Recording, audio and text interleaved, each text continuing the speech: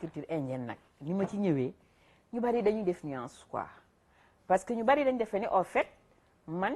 ci théâtre bi laa jëkkee man loolu de laa yaakaaroon déedéet man suma yaay moo doon seetaan film indo xam nga boobu temps mag ñi loolu mooy seen divertissement dañuy seetaan am seen film karaté indo arabe à l'époque voilà à l'époque man à l'âge de 7 ans dañ may jël di ma yóbbu si kër yi may fecc indo boobu Mangala fille des Indes la woon ak Albela ma di ko fecc di def manière yi mu nekk loo xam ni ci sama sang la nekk à l'âge de 16 ans nekk naa école Médine ñuy def leçon de l'Inde booba temps pour xale bu dooj rek suñu professeur bi nga xam moo ñuy jàngal mu ne Rama tey bàyyi naa la culture Inde ba ma ko defee ba pare dama caa jóg boole ci ay way yàlla nag dafa defoon ñu bari bëgg ma ma nekk xale bu dooj jàll ni maa nga laa doon def ci tool yeeg yooyu yëpp dama ko doon def virus boobu moo nekk ci man ba tey mënul tàggoo ak man parce que nit ki mën nañ la ni sax léegi mag nga jur nga ay doom arrête mais man Mamadou Pam dama lay wax ak yow man dara mënu ma yëngal lu dul indo gis naa boo ma saaga woon nga teg indo ma bàyyi la soo ma dooroon nga teg indo ma bàyyi la man dafa am nu may def surtout bu ma toogee di la déglu en France 2 heures du matin nga koy tekki ni nga koy tekkee damay mbëkk sama bopp di ko mbëkk ba tey yàlla wane la ma ak yow wallahi la ate ni nga koy tekkee am na sens parce que nit dina ko bëgg te dégg ko mooy li dal si man ak sama morom mais tekki bi nga koy tekki day tax woy bi di la gën a dugg am lu mu lay def man de maag indo ba aljana maag indo ba aljana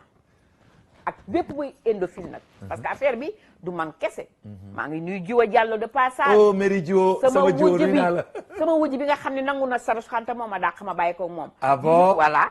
Saru Xan moom jëkkëru jiwo la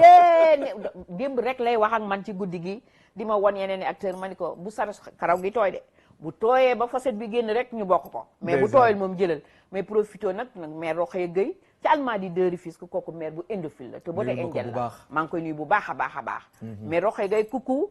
Mamadou Pama ngi vraiment c'est indophile gi wax naa ko fii ci DTV defe naa ñëpp dinañ ko dégg maa ngi lay nuyu di la ziar Roxaya ñu ngi lay nuyu di teddale suñu wóllëre ak yow di la nuyu bu baax a baax ay waay gaxaw jaaw nga waay ndeysaan allahu akbar fa waa ji di tàggu soxnaam wallaay ndeysaan ak li ci tukki kenn du la ko jàngal wallaay yow mi tukki dem biti réew nekk fa dund fa wallaay ndeysaan fii nga gis ni Dermendra di tukki di tàggoo jabaram di ko ne baay personnellement ma gis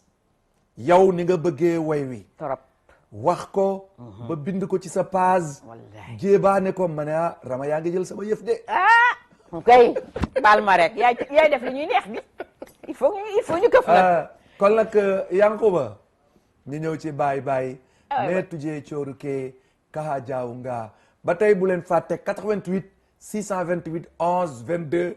ku bëgg a jokkoo ak Rama Diagne boo fa jaaree wax ak moom ma di ko may manjoon meng ca Yoof biraan ak buur maa la may bii kookoo baax voilà mi ngi noonu kookoo baax sama waaya waaw ma njoon nuy naa la te nekk borom le 13 wallaay tu sais ñu changé concept bi non yow ma njoon artiste nga ko jaawale la kii beneen ma njoon la boo xam ne daf ma ni ab kanaan caaxe ba mu làkkee indo laa jébbalu ab kanaan caaxe ñu ngi koy nuyu di nuyu ma njoon laay parce que indophile aussi ma njoon comédien ma nuyu sama ma njoon laay voilà moom xam nga kooku voilà sama xarit sama doomu ndey Numbe Jeng mi ngi lay nuyu